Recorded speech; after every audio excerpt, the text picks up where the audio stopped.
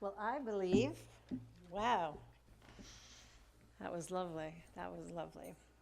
Well, we come together because this is a place of, well, we think of it as a place of worship, but really it's a place of reminders and remembering.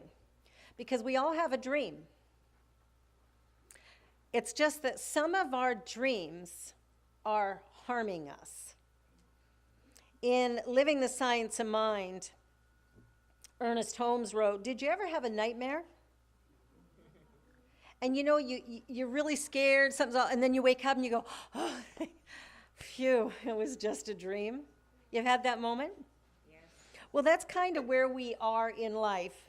He says in here that every person is the dreamer of his own dreams, or her own dreams. And within each is the spiritual power to choose the patterns that we wish to experience in life. You see, we are dreaming something. And we have an opportunity within us to take a look at what it is that we're dreaming about and what it is that we would like to create. And he tells a story in here that I quite liked, so I want to share it with you because I thought, oh, so apropos. So the parable is told of an angel who came to visit the earth. And he found himself in the usual stream of human activities, and he listened to the conversations of people. For the first time, he heard negative comments. Someone who was supposed to be an authority said that there might be a war and human life would be destroyed. Scary. And he read in the newspaper of a great epidemic of illness. And someone who certainly should have known explained in great detail that financial hardships were certain to limit all of us. He heard that there was not enough good to go around, the world was not going to be able to produce enough food for everyone, and people were going to starve to death. He began to wonder if these things might not be true, and even as he entertained the thoughts of negation to which he was listening, the brightness of his angelic presence faded into dark shadows. His form seemed to shrivel, and looking at himself, he saw that he was dressed as a human being, walking the earth in fear, doubt, and uncertainty. And so the weary years went by, and years of unhappiness and impoverishment and dread, years so filled with anxiety that he wished he were dead, that some oblivion might forever swallow him up. And yet, even in the midst of all of this, something within him remembered that he was once an angel of God, living in a heaven of reality, of beauty, and a place of peace and joy, living in a garden of Eden, which God had provided for him. And remembering, a determination rose within him to somehow or other find his way back to his lost paradise. So here's what we're looking for. We're looking for that lost paradise. But it isn't actually lost, it's right here. We have been living from out here. I know I've said this before. We're living from out here, and we're buying into the idea that authorities know something. Well, of course they know something. They know the patterns of the past, correct? We all know the patterns of the past. We know that if a certain thing happens, we're going to get a certain result. But what if, just for a brief moment, our dream changed? What if our dream changed and we thought, wait a minute, I'm heir to the kingdom.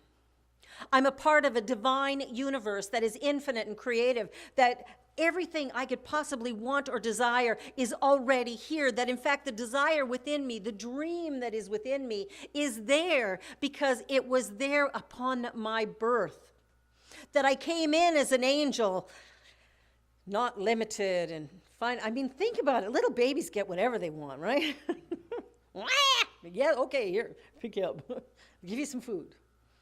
We have forgotten who we really are, and that's what this parable is about. We came into this life as divine beings. We are still those same divine beings, and when we come into this place, I'm hoping that we're getting a reminder, a little quick start, a little jolt to wake us up and smarten us up and get us going, oh, it was just a nightmare. What if all that's going on in the world is just a nightmare? And all we have to do is shake our heads and stand up, maybe have a quick coffee or an espresso and go, oh, I was dreaming. This is all good. We are part of an infinite, creative, intelligent universe.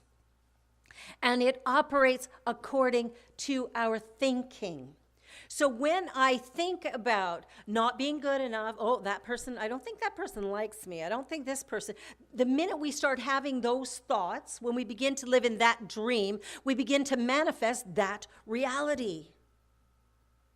I remember a million years ago when I was in my 20s, I was, okay, 500,000, but a long time ago when I was in my 20s, I remember being a really unhappy and angry and frustrated person. And you know, everybody around me matched that energy.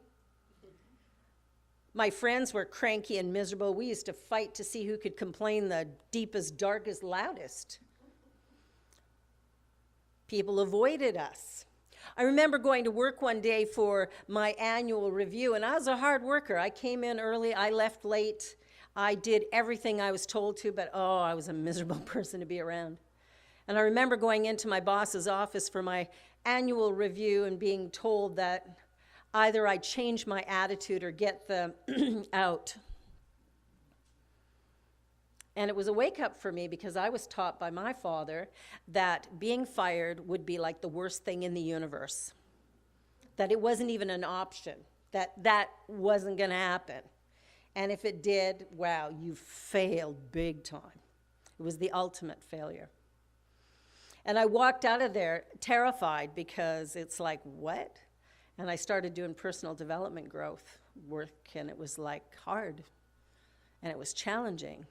But something happened. There was something that happened that I entered a church one day with my mother-in-law who I was trying to get to like me. She didn't really. She probably still doesn't, but she's my ex now, so it's okay. But I really wanted her to like me, and she invited me to church, and so I went, oh, okay, I'll come. Church, ew.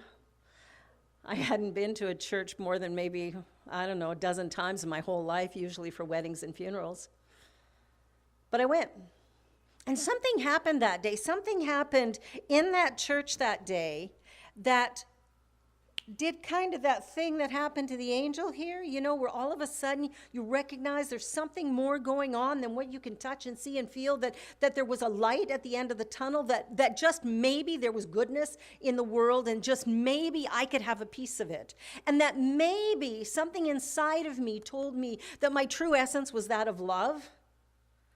And something began to happen and ruminate, and things began to change. And as they did, the dream changed. So instead of my dream of nobody likes me, all of a sudden I found myself walking the halls at work. I worked for the Calgary Herald, the daily in Calgary, and I'd be walking the halls and I'd smile at everybody.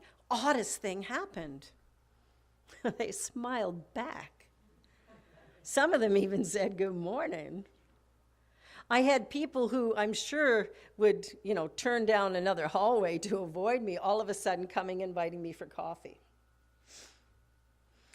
The stories we are telling ourselves, the nightmare that we're living in, is not created by the government, our employers, our reverends, our anything. They're created in our own minds with our own spiritual power. We're using it for negative. We're using it for bad. Why are we doing that? We are those angels. We are that divine spirit manifest in this form, not so that we could suffer, but rather so that we could love and experience what love is. Yesterday morning, my husband called me. He's been on the road for the last couple months, and he'll be back next week. Well, he'll be home tomorrow, but he'll be back here next week. But he was telling me a story of one of the gentlemen that he's traveling with who happens to be First Nations, and how the manager of the hotel was giving him a really hard time.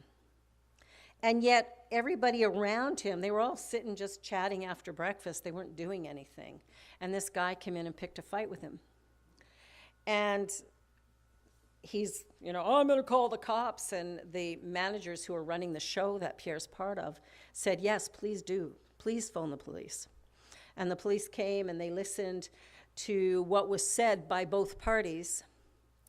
And the cops just shook their head and said, you guys go have a great show. And this guy he's a racist. He just doesn't like Indigenous people. And so he treats them very disrespectfully. They spent a lot of money in that hotel. But that comes from training, it comes from fear, it comes from a whole bunch of things. This man is probably not a bad person, but there's something in him that lives from a place of fear, of doubt, of separation.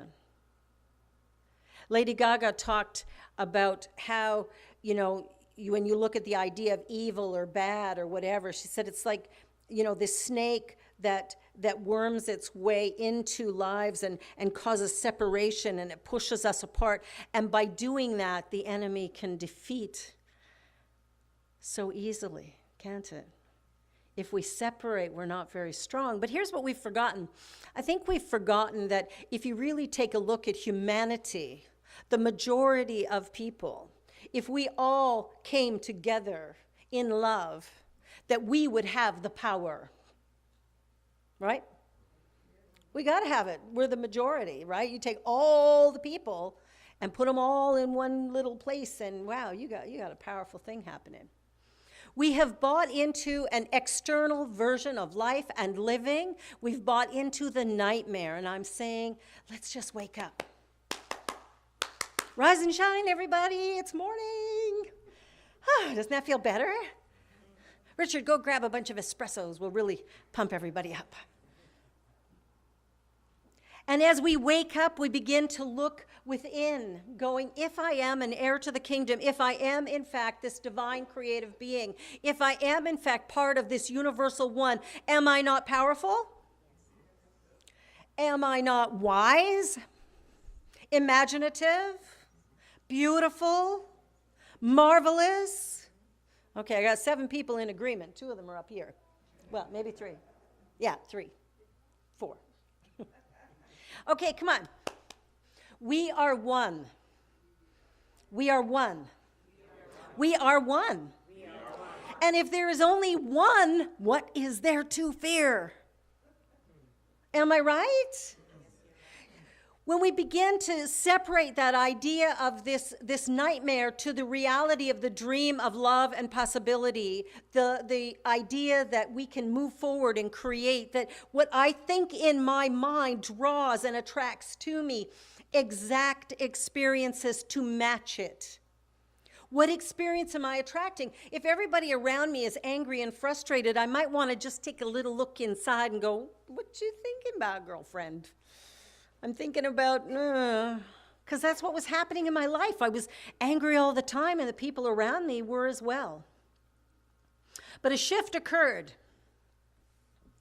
I started looking in the mirror, and I started treating people the way I wanted to be treated.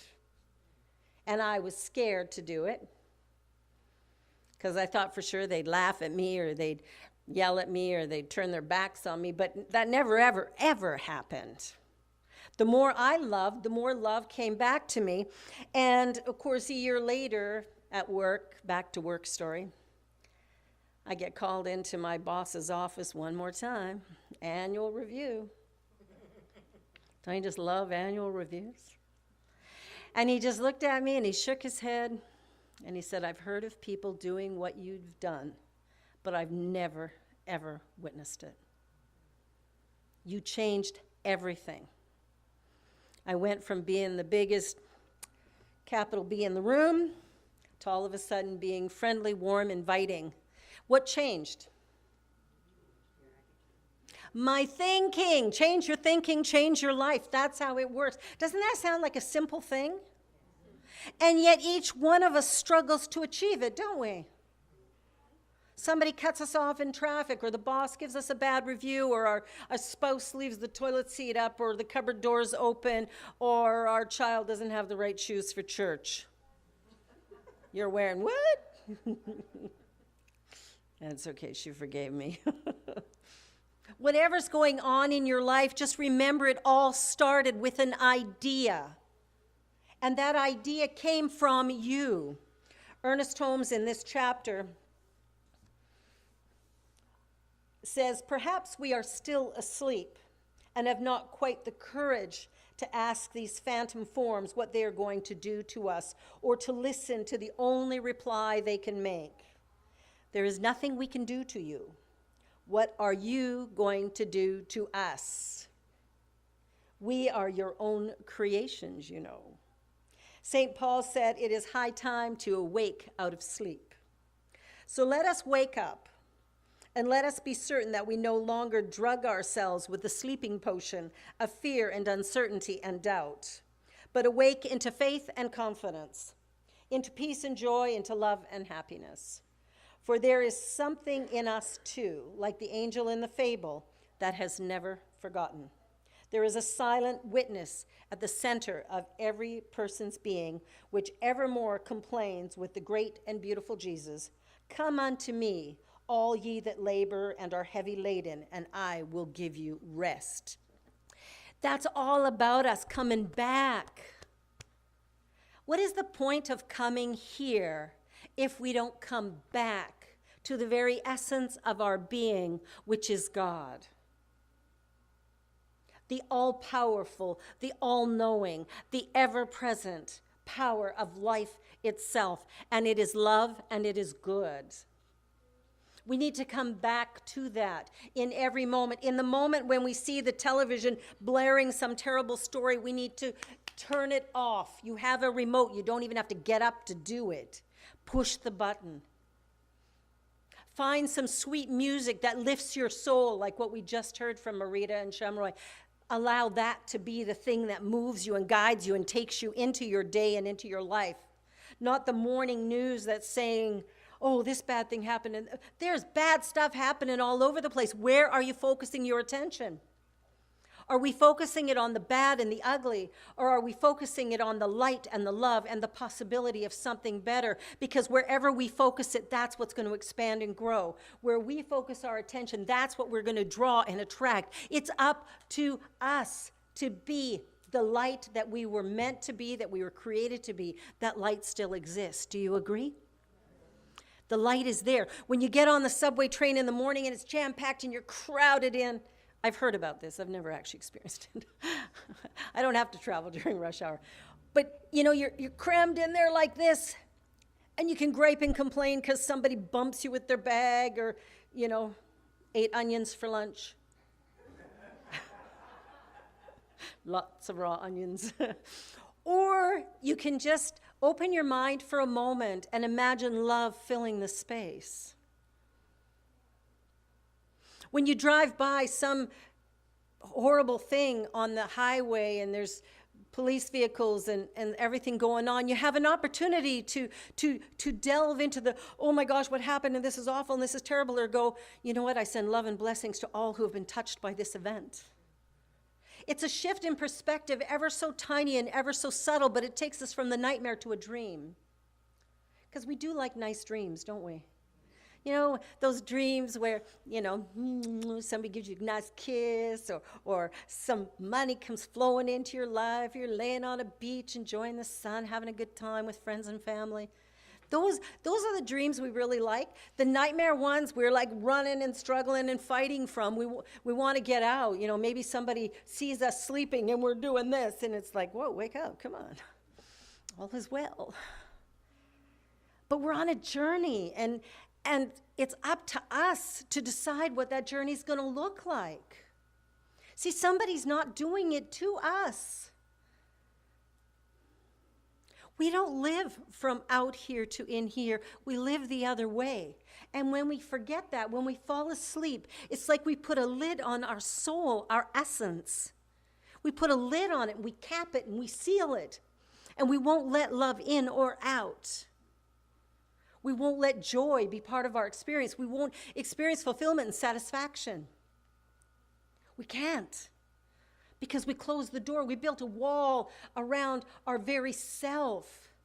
And then we put a picture on the front of that wall going, this is who I want you to think I am. I want you to think I'm this.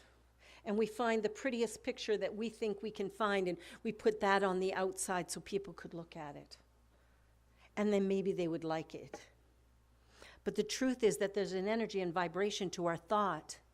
And that energy and vibration is moving in the universe. And it is attracting to us whatever it is. Some of us have met some of the most stunningly beautiful people and felt absolute repulsion when we've gotten close to them. Why do you think that is? It's because they haven't loved themselves. They haven't awakened to their own inner beauty. They can't see who they really are.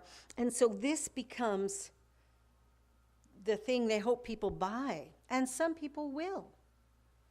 But it's time for us to give up this mask or multiple masks that we're wearing. If our mother-in-law doesn't like us, oh well. I mean, it's really good that I went to church with her that day. That was a really good thing. I had a real wake-up call. It was awesome. And whatever got me there was good.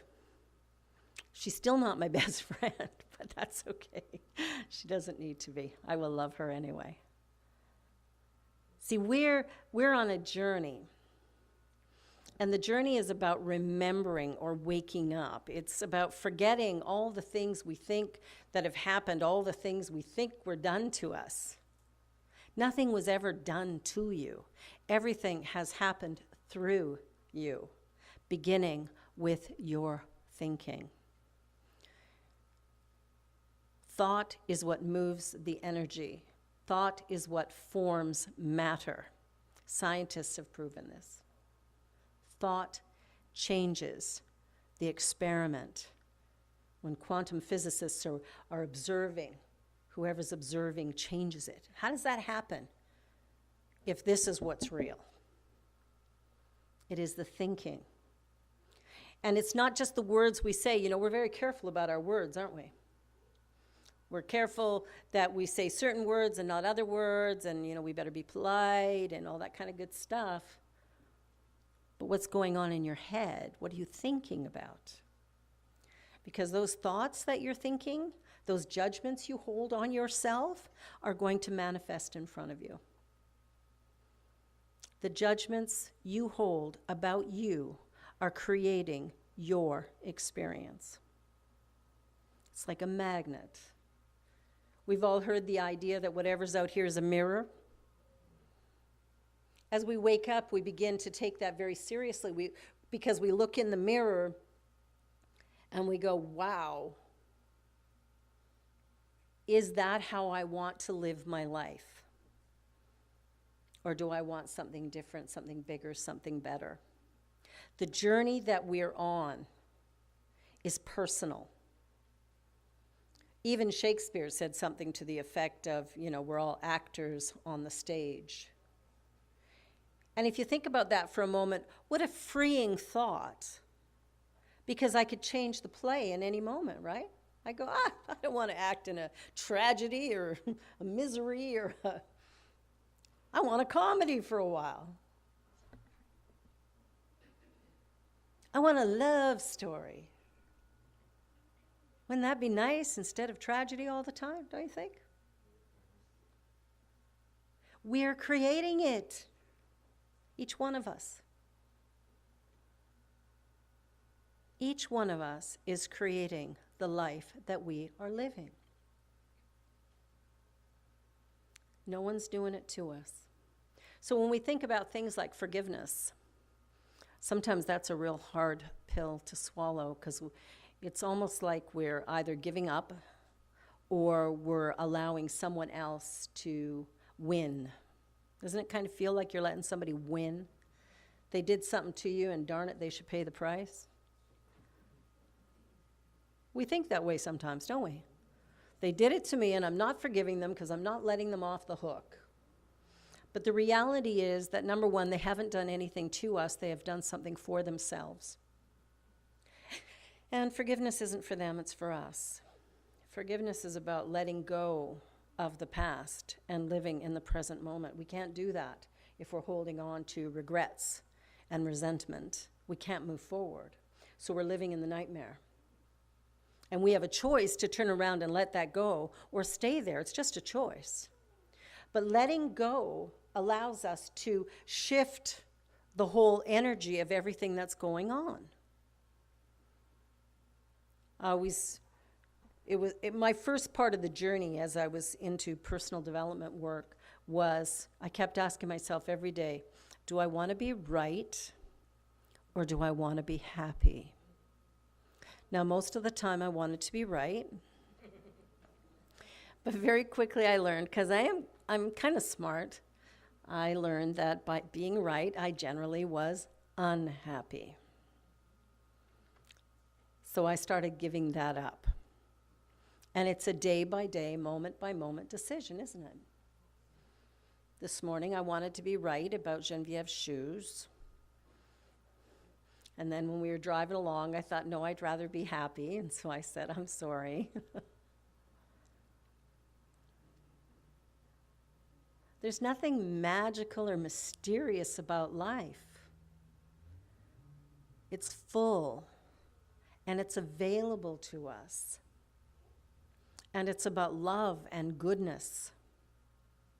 And it's about recognizing that each one of us is created in the image, likeness of God. That doesn't mean that God is 5'3" with brown hair and hazel eyes. It means that the energy and vibration of the universe is everywhere present, which means it is within this 5'3" body, just like it's in yours. And this energy is powerful and creative. And this energy is an energy of love and goodness. And we know that because we can return to it so easily. It is an energy of health, vitality, and vibrance. And we know that because we can have a really bad cold or a flu and we can return to health, right? We can only return to it because it's our natural state of being. We've heard of miraculous cures for various diseases and we go, whoa, what a miracle. No, it's a natural. That when we stop living the nightmare, we begin to realize that our body is merely the manifestation of the ideas we hold in mind. And not just my mind, but the consciousness of the city, the country, the world that I live in. And if I'm listening to the news all the time, I'm living in the nightmare, am I not? Shut it off. Everybody's going to tell you anyway what's going on, so you may as well. You don't need to waste your time in front of the TV. Just hang on 5 minutes. Somebody will tell you something awful happened. We have an opportunity. And I think we are being called to a greater idea. As members of Verity Centre for better living, not suffering life, better living. That it is our duty and responsibility to take what it is we learn here and take it outside, take it out of the doors, take it up to strangers. Take a breath. We can do that. And you know how simple it is? A smile. Anybody got one of those? We got a couple. Nice. Almost everybody. There we go. A smile changes everything. A smile changes a stranger into a friend. You know, when you say to somebody, wow, you look terrific, that sometimes when they hear that, it's hard for them to accept because maybe they haven't heard it before. I've said that to people and had them cry. I thought, wow, why are you crying? It's because they hadn't heard that before, because the inner story is, I'm not good enough. But what if you are? What if you're more than good enough? What if you're truly, truly divine? What if, in fact, you are magnificent? That you're the prince or princess, the heir to the kingdom, the heir to the throne, soon to be crowned king or queen. What if when you looked in the mirror each day, you said to yourself, wow, I love you. I really love you. Would that put a smile on your face? And how about when you met somebody on the street? Genevieve was saying to me as we were driving here today, she goes, imagine how many people we don't know that we've never seen before. She said, I've never seen that person before, that person before, that person. As we're driving along, I've never seen that person before. Look at all the friends that are right there ready for us to connect with. But we have to change the dream in order for that to happen, don't we? How many new friends do you want? Now, you can start with acquaintances if you feel more comfortable with that, right?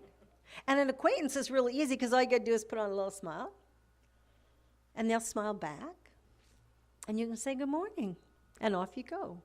When I first came to Toronto 17 years ago, I would run along the boardwalk in the beach there, and I'd be running, and I would say good morning to every single person I passed, and there's a lot of people down there.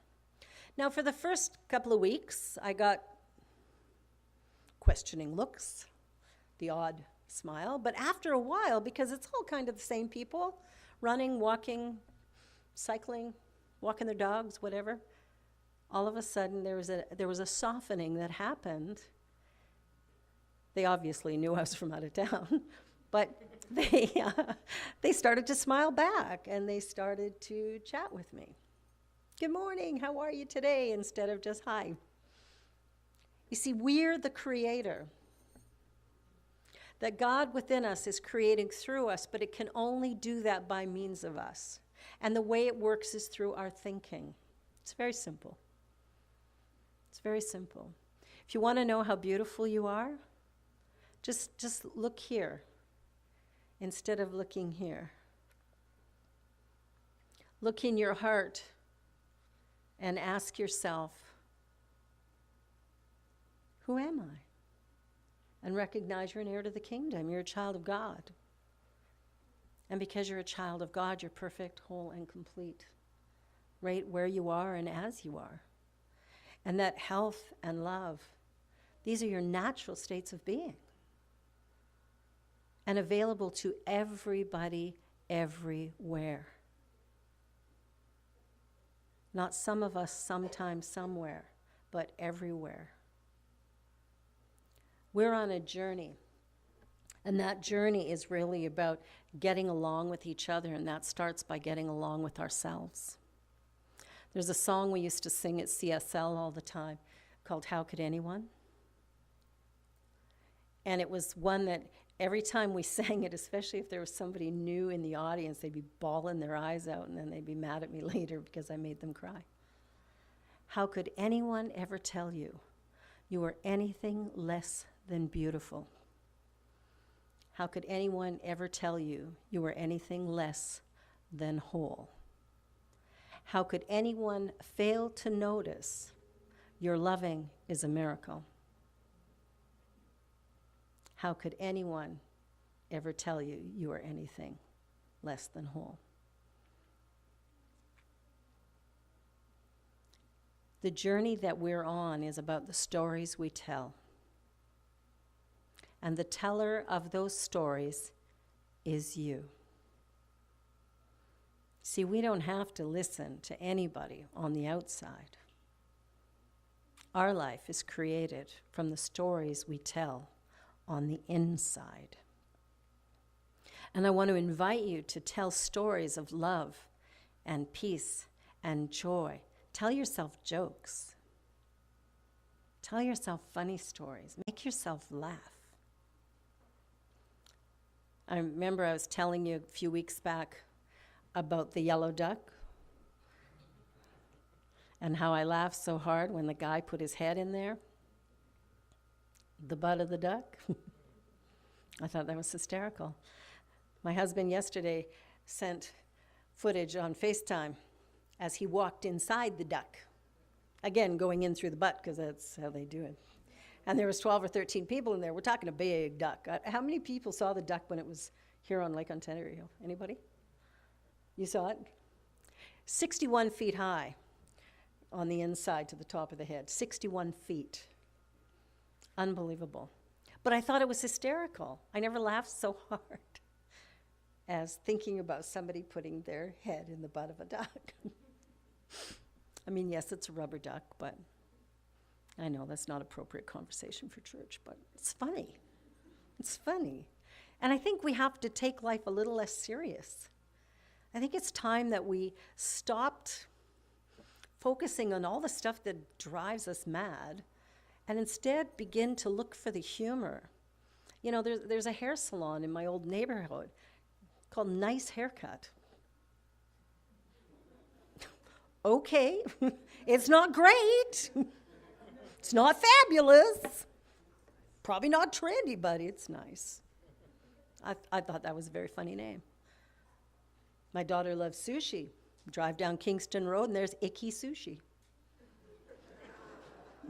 Yum, I think I'll go there. We can look at life and have a laugh, or we can look at life and go, well, it shouldn't be, that's not right. Don't do that in church. I was in church last Sunday in Calgary. The Center for Spiritual Living there has bought a new building, and it was their first Sunday. And I thought it was great that one of the people who got up to share, I think she was running a workshop there or something. Anyway, she went up on stage barefoot. And I just chuckled. I thought, that's awesome. There she was, barefoot, really comfy. I thought, that's terrific.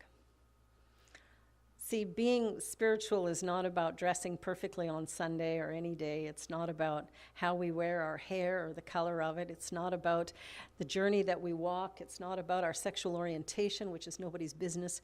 It's not about our gender. It's frankly not about anything. The journey that we walk is about love. And that love is something that comes from within us, and it comes from within my ability to believe that I'm okay, that I am enough. So I want you to repeat after me. I am enough. I am enough. I am more than enough. I am more than enough. This world is lucky to have me. This world is lucky to have me. Yes, it is. Yes, it is. Oh, doesn't that feel good? Everybody's smiling now. See, now you just got to tell yourself that every morning. Yay, world, you have me in it. Woo! Are you ready for that? Come on. Yay, world, you have me. No, you got to do the actions. Come on. Come on. Stand up, you guys. Yay, world, you got me in it. And I'm here to bring light and love and hope and possibility. And where does it start? Inside of me, inside of my thinking. So think good thoughts. Think happy thoughts. Think silly thoughts. Love yourself enough to show up and love the rest of the world. And we just might end up with a little bit of peace on earth. God bless.